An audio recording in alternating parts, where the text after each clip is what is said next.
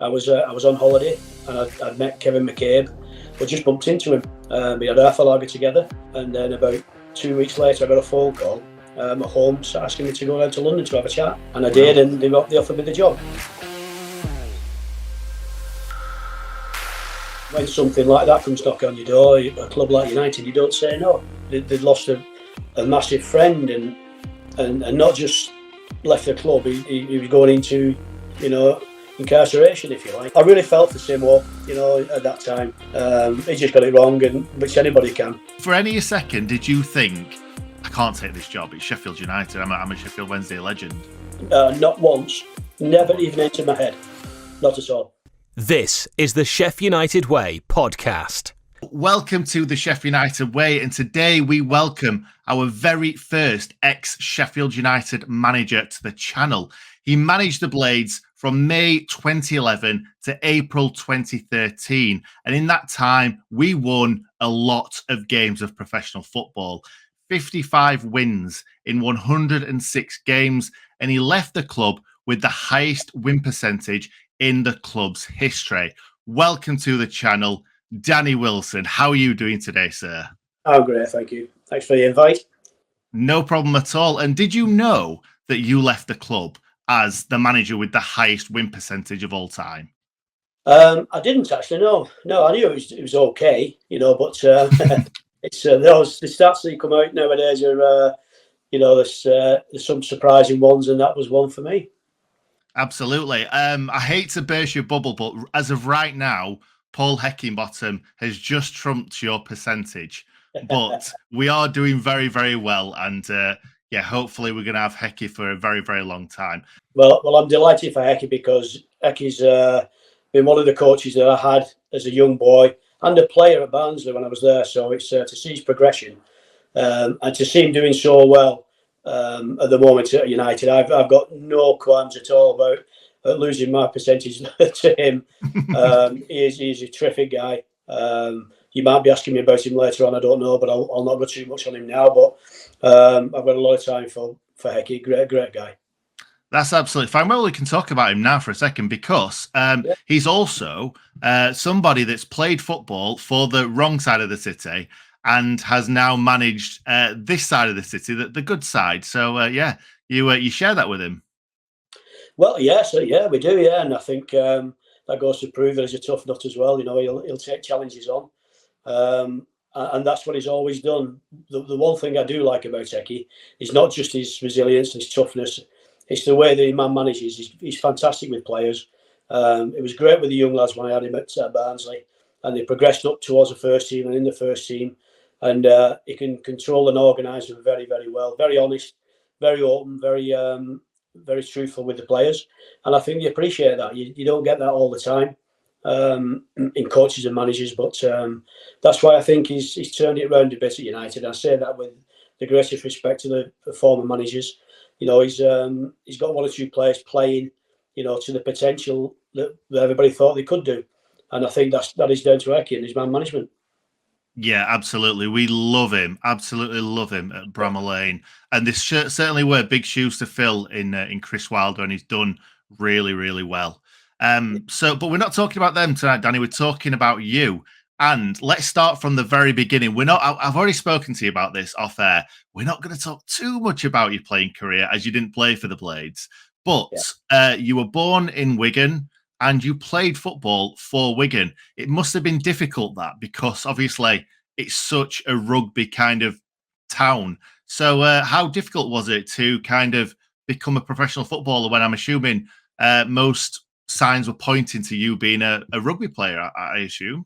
Not at my size, it wasn't. You always be a winger. I was a winger, believe it or not. Yeah, it's and I was quick as well, so that always helped. But when it came, push comes to shove, and really, I think I was more inclined to take the football route than the rugby route. Although, like you say, it's correct. It's a big rugby area where I come from, both in rugby league and rugby union. Rugby union had a where I was born, near where I was born, called Orrell. A lot of people won't know who they were, but they were a very big side at that time. They went defunct a few years ago. but so it was just really rugby league now. But yeah, the both codes were great for me. I enjoyed it. I still enjoy it. I still enjoy, watching the rugby. Possibly was my first love when I was a young boy, because that's all I knew. But then football took its course, and as time went on, I went as a young lad to play for Wigan. 14, 15 years old, I was playing with the men's league, which toughened me up a bit. So yeah, I can imagine. Yeah, and then went into the Northern Premier League with Wigan, and that was a really tough league at the time. A lot of ex-pros there. So it was a real baptism of fire for me, but it was something that put me in good stead for later on. Yeah, 600 games, over 600 games, 9 clubs, but like I said, none of them with a blade. So I'll ask one very risky question here. Where did you enjoy playing your football the most? This is such a tough question. I've been asked it many times, and it's difficult really, because a bit like management, you get a lot of joy, particularly when I was a young age, learning my game, learning my trade.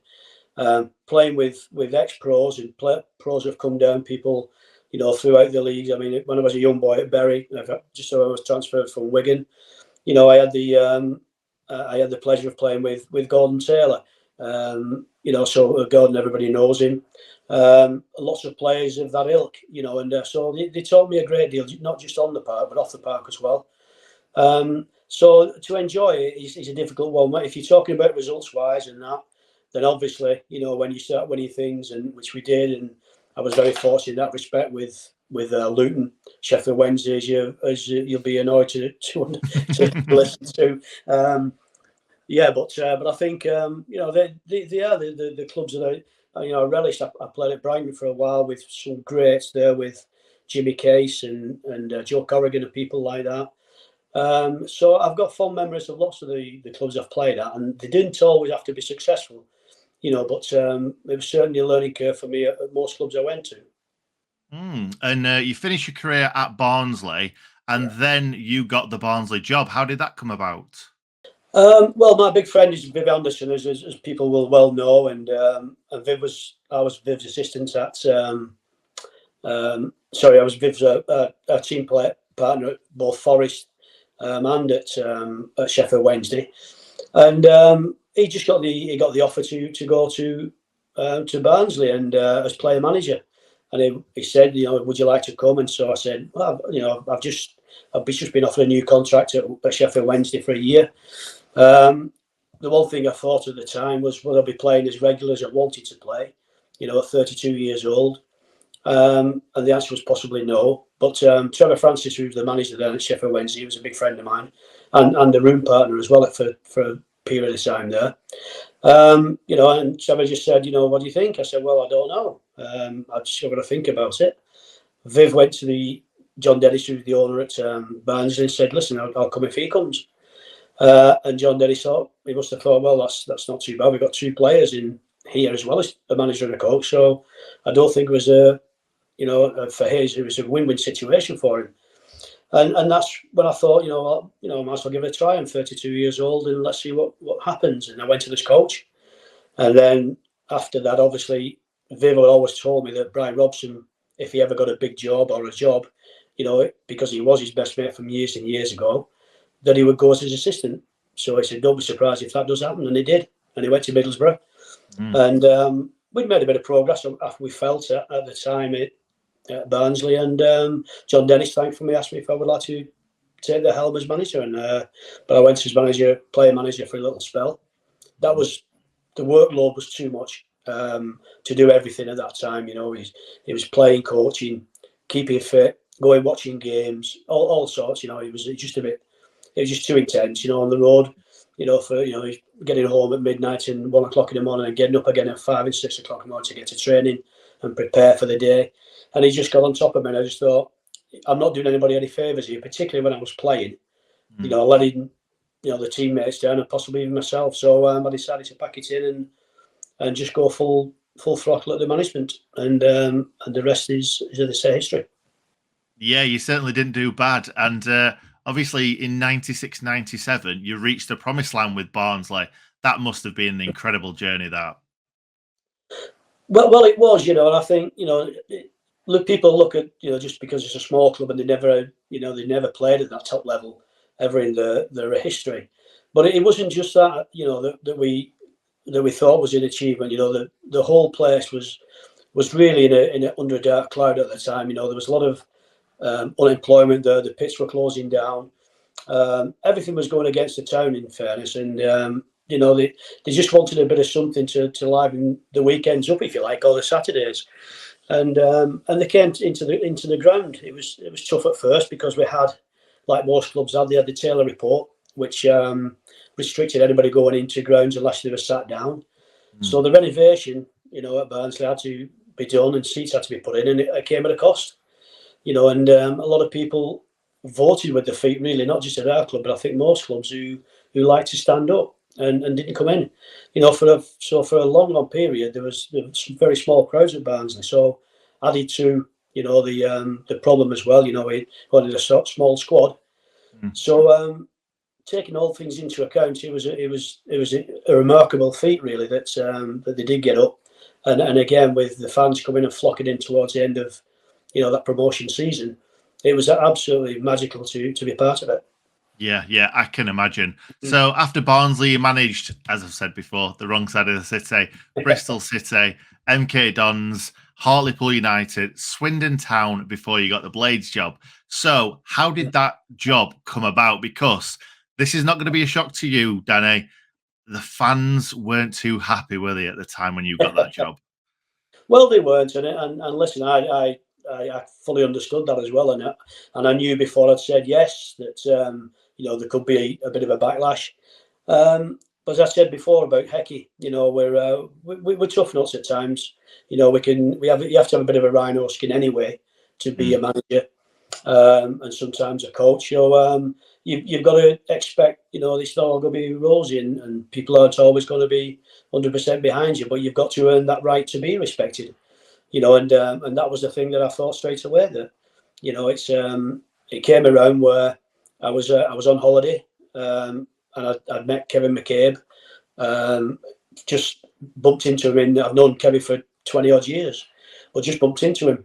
We had half a lager together, and then went. And then about 2 weeks later, I got a phone call at home asking me to go down to London to have a chat, and I did, and they offered me the job. And when something like that comes knocking on your door, a club like United, you don't say no. I certainly thought that. It was a club that was in League One, with obviously with Premiership surroundings, and so yeah, it was a no-brainer for me.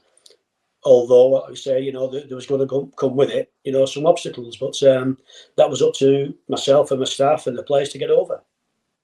Do you ever think that's a sliding doors moment? Do you think if you'd never bumped into 𝐍𝐸𝐵𝐿 and had that half a lager, do you think you'd have still been sat here talking to me about Sheffield United? Possibly not. No, possibly not. I just, as you said, I just left Swindon, and it wasn't very long after that before I was back in work again, which is always, the chance from my point of view to see if there's anything out there. But it came to me, and it was quite a surprise, but a very nice surprise. I must admit, and knowing the club as well, not knowing it intimately, but obviously knowing the club, not living far away from it. A lot of my friends and colleagues as well have played at United. Some very, very close friends of mine. One in particular who's not here anymore, Len Badger. He lived and breathed United. Ted Emsley, Tony Curry, they're all good friends of mine. And when I said there's an interest, they were absolutely fantastic. They were my wingmen, really, really, really brilliant. They taught me a lot about the club. They told me what was expected, and this, that, and the other, what the fans were like, and all that was great information. But the bottom line was, when I went in, we had to win games, and that was the be all and end all. And that's the only way you're going to get people on your side if you play a certain brand of football. But if you're winning games, and that's what we set out to try and do. Yeah, I think we all know how fickle we all are as football fans. It doesn't matter who you are. If you're winning games, then we're absolutely buzzing for it. For any second, did you think, I can't take this job? It's Sheffield United. I'm a Sheffield Wednesday legend. Not once. Never even entered my head. Not at all. Not at all. And even when I did, I didn't have any regrets as well. I didn't think, oh, should I have done this? No, it was something that really, really appealed to me. Simply because of the historical background of Sheffield United and what the potential was there as well. You know, that it wasn't just looking back; it was hopefully to try and make strides going forward again. So no, it was never even crossed my mind to even doubt whether I made the right decision or not. Well, fair enough. That's what we like to hear. That's definitely what we like to hear. And as I alluded to earlier, we absolutely won so many games. We came out of the block so quickly. We had a really, really good side as well. What was the kind of recipe for winning so many games of football? Well, I think it's like everything. First and foremost, you know, I think the pressure when you go to when you're at a big club like Sheffield United, the pressure of getting results is always on you because the expectation level is far higher, you know, than a team that's been skirting around the old first division, you know, and not expected to stay there. United had a massive expectation level from the fans, you know, so the players have to cope with that, and you have to get players in and around the football club who can cope with that, have a mentality and a tough mentality, but able to produce under pressure. And we looked at the players, and we had some good players, no doubt about it. One or two did leave. We brought one or two in. We trusted one or two of the younger boys, you know, which was great.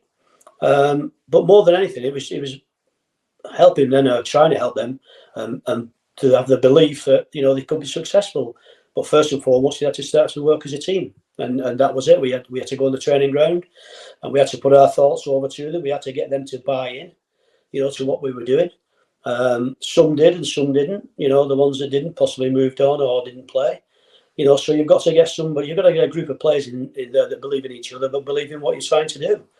And that's what we started to try and do from day one. You know, I had some good coaches there.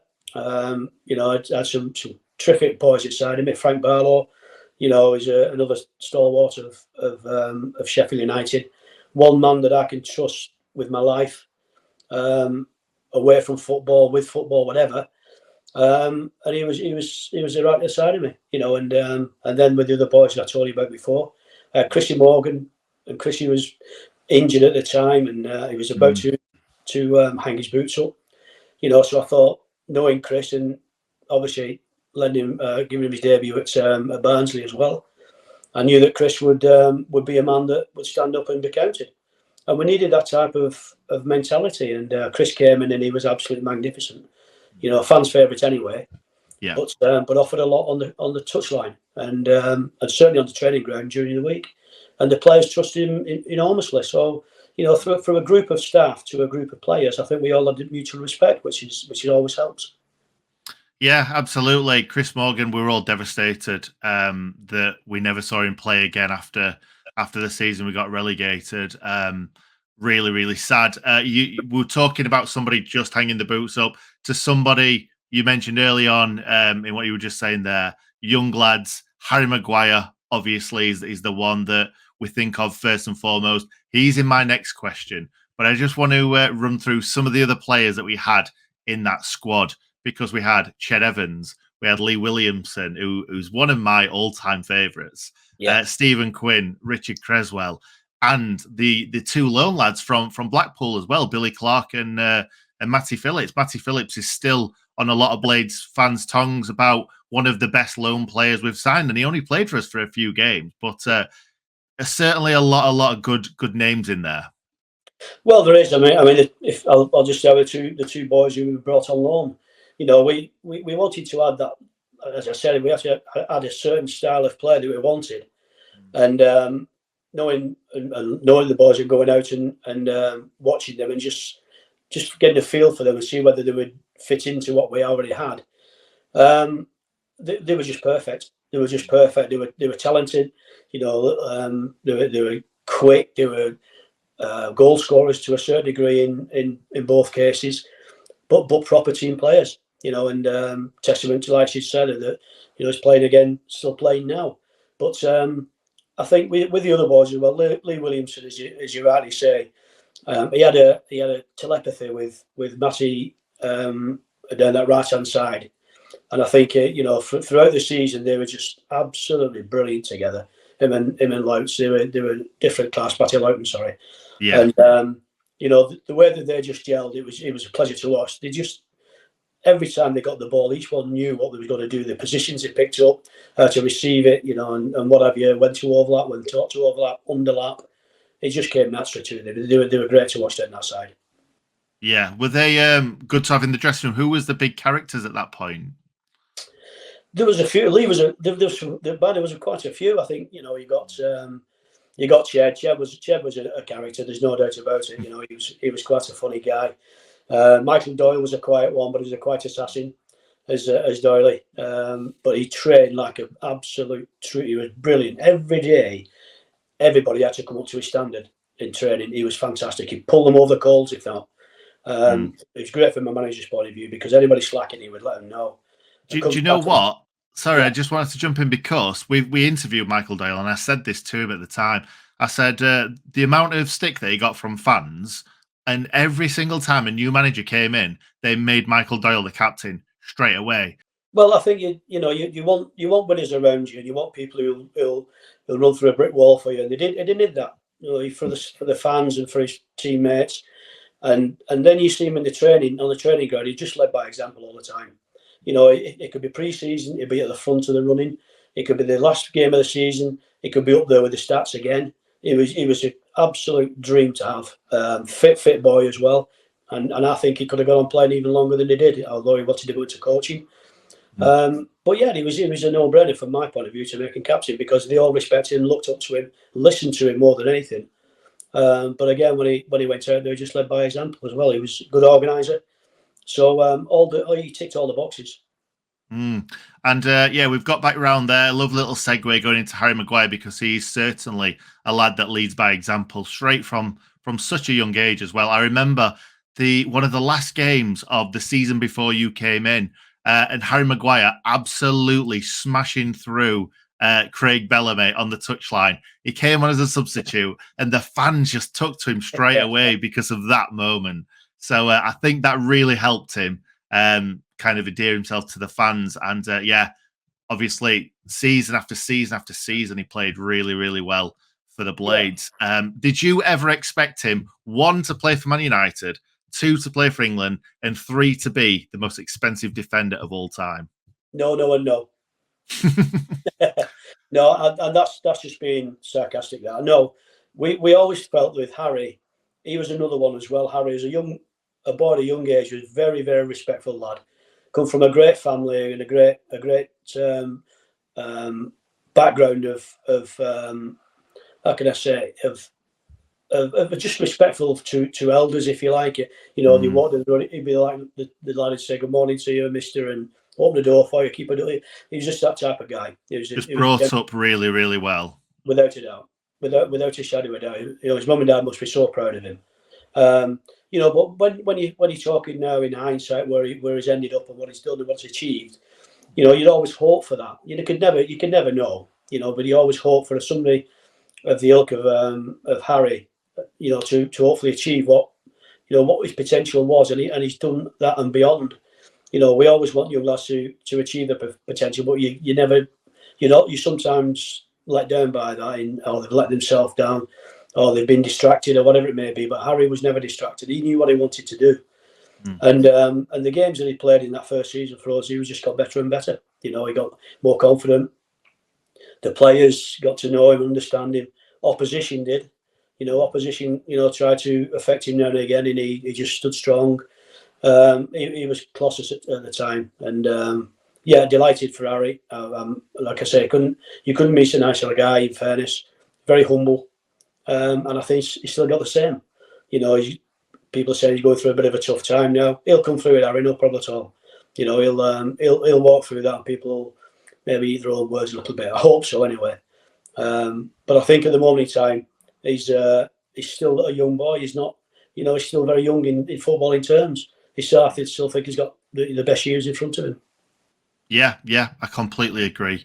Obviously, with him being an ex-Blade and an ex-Sheffield, well, a Sheffield lad, and he actually comes from the area that I do too, which is even better. So we obviously want to support him even more, and that's why it winds me up that on social media gets so much hate. But that's social media for you these days, and I'm sure Harry is above all of that. But back on to that first season as you as the manager, we were incredible to watch. Like, I remember me and my dad going to pretty much every single game, home and away, and I just felt like every time you went to a game, we're going to win, and we're going to win handsomely. Is there any sort of moments that stood out to you from that first season, other than pretty much every game? You know what? I'd waited a long time, or we as a club had waited. It seemed like an eternity to that first game when we went away to Oldham, and was Harry's first goal as well. We'd waited a long time because pre-season seemed to take an eternity, because there was still all the flack going on about me and this, that, and the other, a bit of distraction for the players because of it, and all I could think about was that first game. Just get it here as quick as it can, so we can put something on the pitch that the fans could see that how we're trying to play. And going to Oldham and taking, I think it was 5,000 fans or something like that we took on the first game of the season, listening to them and how they got behind the players. And it was nothing about me. It was about, Sheffield United, how they support the club and the team. And they were absolutely brilliant on the day. And it was a very tough game, the game at Oldham. We came through it, but we didn't come through unscathed because it was a very, very physical battle, but we managed to win the game, and that set us on a decent run, obviously. But that first game was very, very important, something that I remember for a long time. That was to get that under our belt straight away from home. It didn't take all the pressure off, but it helped a great deal. There's always little things in seasons that give you a jolt or a pickup. I can remember getting beat at home off Huddersfield. We got beaten 3-0 at home at Huddersfield, and that was coming off the back of some great results we'd had. And I think, crikey, sometimes it just wakes you up a little bit, and it gives you get snapped out of that little bit of, well, this is quite easy. This, it'll just turn out and we get a win. They took our trousers down, spanked our ass, and we went back licking our wounds a little bit into a home game against. Can't remember, it might have been Colchester, I think it was. Colchester. And we won the next game anyway. We won it 3-0 handsomely at home, and that was a big response from my point of view, because you go home again and you draw 1-1 or you draw 0-0, you suddenly nicks a goal against you after being battered at home the week before. Then pressure starts to build. But we got back on the horse, so to speak, and. So that was a big one in early part of the season. That was as well.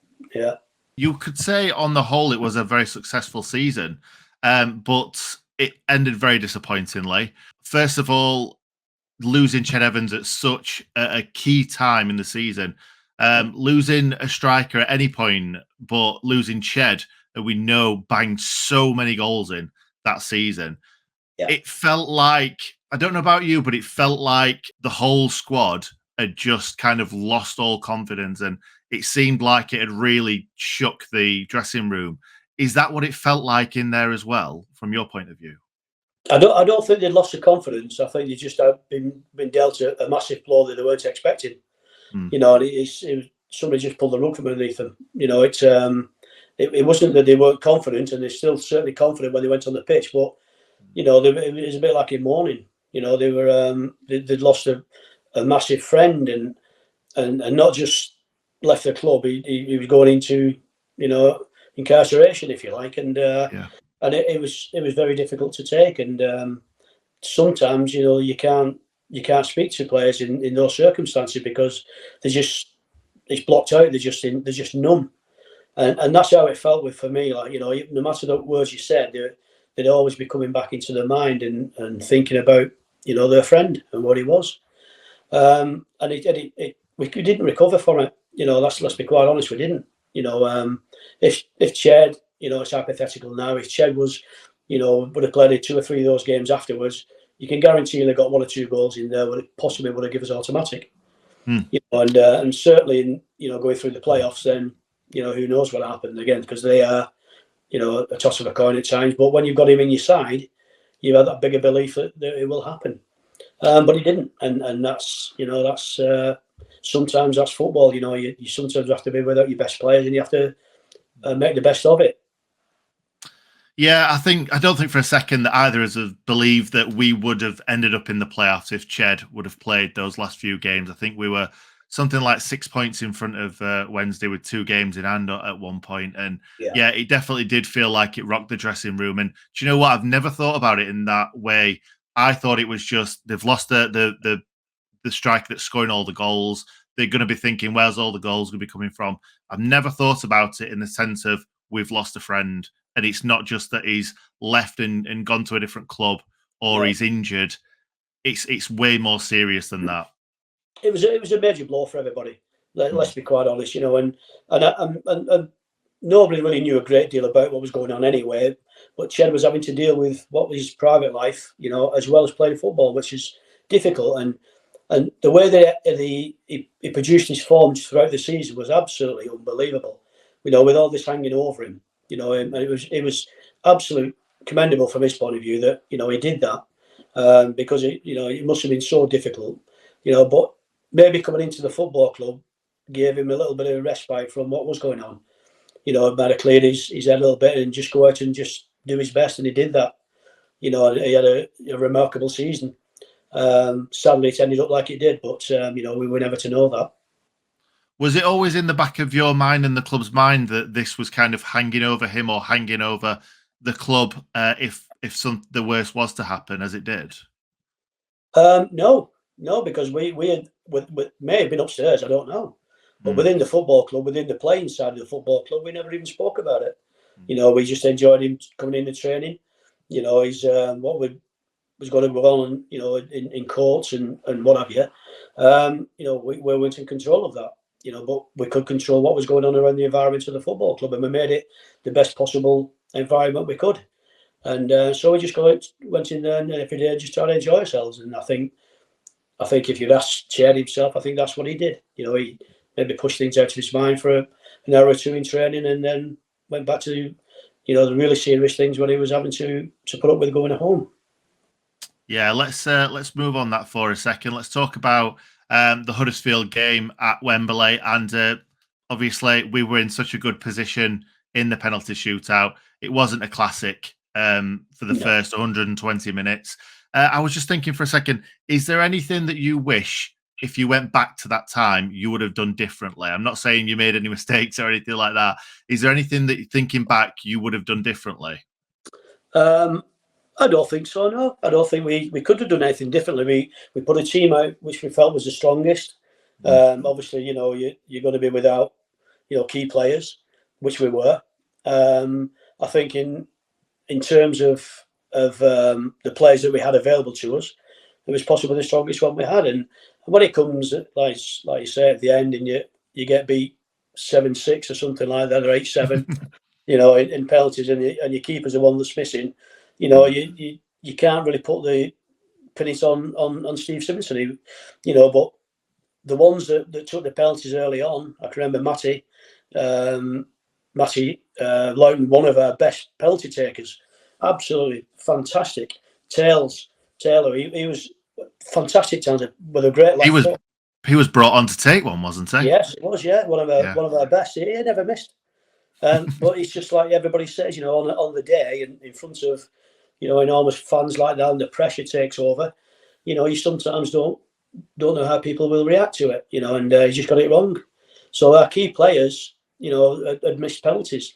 Up steps Collins, and he sticks one in the top corner. And you think, where's that come from? He shouldn't be doing that. If anything, he's going to miss, but I know. He didn't. Do you know what? You're absolutely right, because I remember I've watched that back a few times. I'm one of these blades that are glutton for punishment and like to watch these things back. And looking back on it, like you've just said, there were so many players in that penalty shootout that missed that you expected to score. Yeah. And it went on and on and on. It was sudden death for what seemed to be ages. And I'm thinking, oh God, he's definitely going to miss. Oh, he's as a defeatist sort of Yorkshireman, it's like he's definitely going to miss, and they just kept scoring and scoring and scoring. I still argue the fact now that goalkeepers have to take penalties. I think it's a poor indictment of our football now that something so big has to go back to the goalkeepers. They have their own job. They're so tough enough keeping the ball out the net, not trying to put it in it. Yeah, we have outfield players who, can practice that every week. Goalkeepers don't practice that every week. They try and keep the ball out, as I said. So I think they should be exempt from it. 1 to 10 and go back again from 10 to 1 or 1 to 10 again, and the goalkeepers are in there to save the ones that's against them. So whether that'll ever change, I doubt it. Maybe that adds to the excitement, I suppose. So maybe it's not going to end. But I really felt for 𝗍𝗯, at that time. He just got it wrong, which anybody can, But when he's a goalkeeper taking it, the pressure was off, and the pressure was, put onto them to a certain degree. But they scored there, so very sad, and a very sad way to lose out on the playoffs. Yeah, and then Steve Simonson was let go after that. Was that always the plan that 𝗍𝗯 was going to be let go after that game, whether we won or lost? Well, yeah, I think 𝗍𝗯 got things lined up as well. Out of contract, and he had a few clubs that were looking for him. I think the travelling, if I can remember rightly, he didn't like the travelling because he was coming from Liverpool every day to and from to Liverpool. Quite exhausting for him, I suppose. And he was doing that prior to when I came in as well. So, he was doing it for a couple of years. Perhaps he just got enough of it, and just said, I think thanks very much, but I'm going to try somewhere else, maybe a bit closer to home. And so he did, and he went to Scotland. Yeah. That was very, very close. Yeah. Yeah, but I think he moved up there. I don't think he travelled every day. He obviously just didn't want to move to Sheffield, did he? That's what it was. Possibly not. Hates the hills. Yeah. So the season after, it was a very successful season again, but we only end up finishing 5th in League One. Yeah. Not an awful finish, but unfortunately, you weren't there until the end. No. What happened? Well, you'll know as much as I do, really, but most of the stuff will be in the book. So I'll let you. There we go. Yeah, we will plug the book very, very soon. Absolutely. Yeah, I just think it's the situations that it's not in your control sometimes, whether people think you're not going to get a result in the next couple of games, so we'll change it. It's the prerogative of the owners. That's one thing about my career and having jobs and losing jobs. You can't worry about it, but that's always it's hanging over you at some stage. It's going to happen. The one thing that did one left was just surprised with the timing. I don't think any of us expected it. I don't think any of us. I think we kind of were stumbling down the division, as in like we were between 1st and 3rd for most of the season, and then we kind of dropped we lost a couple of games or something like that, but it certainly wasn't formed to get rid of you. It really wasn't. No, we were still in a great position. There's no doubt about it. We're still in touching distance of the top 2. So that surprised me. And even if we weren't going to go into the top 2, there was no doubt in my mind, with the experience we had the year before in the playoffs, we go one better. And that's how I believed. I believe all the time that, never panic, never going to panic at the end of the season, never panic at the beginning of the season when things aren't going well. And certainly, that's not part of what I used to be made up of. But when it came to that, it was a big surprise. One of the biggest surprises I've had in football, yeah. Yeah, I can imagine it was for us too. Why do you think that the season didn't quite go as well as it did for the previous one? Well, again, you got to get goals, haven't you? That's like everything. If you get goals, you've got players in your team who can score goals. You've got a chance. And unfortunately, we sold Nick Blackburn again. We brought Nick in, and Nick was a great signing for us. The greatest penalty taker of all time, by the way. I wish he was at Wembley when we were at Wembley. Yeah, yeah, definitely. The year before, yeah. No, I think he's. I think with Nick again when he came in and played, he just gave us something different again. But he gave us a little bit of an outlet as well. And I think it's I think from his point of view, missing him when he had to sell him, which again was, it was the club's decision, and you have to accept that. If the club need money, then that's it. You can't argue much more. But I think he was one that we missed as well. The players, like I say, not just his penalties, but he was a very cool customer, pace, strong, very, very confident in his own ability, and always confident in his score. Yeah, so I think that was a big miss for us. Was the dressing room as good as it was the season before? Yeah, of course it was. I think there's one or two additions that maybe took a little bit of time to settle in. Maybe one or two were maybe not as strong characters, as one before. A lot of younger lads were playing in there as well, so younger players, not necessarily, kids, but younger players who hadn't the experience of some of the older ones who had gone on. But that's no excuse really, because I think in that area, it's about the players that come in. If you think they're good enough, they play. They've got to come and stand up to the plate, and whether they're quiet, in the dressing room or not, you've got to express yourself when you get on the pitch. But I think one or two maybe, the size of the club maybe got to one or two of them. The enormity and the expectation level. It's bound to have an impression on younger ones and ones with less experience than some of the boys who was there before. Yeah, absolutely. So on the 10th of April 2013, you were replaced by Chris Morgan on a temporary basis. Did Morgs ring you up and did you have a chat about it? Did you give him any advice? No, I didn't give him any advice whatsoever.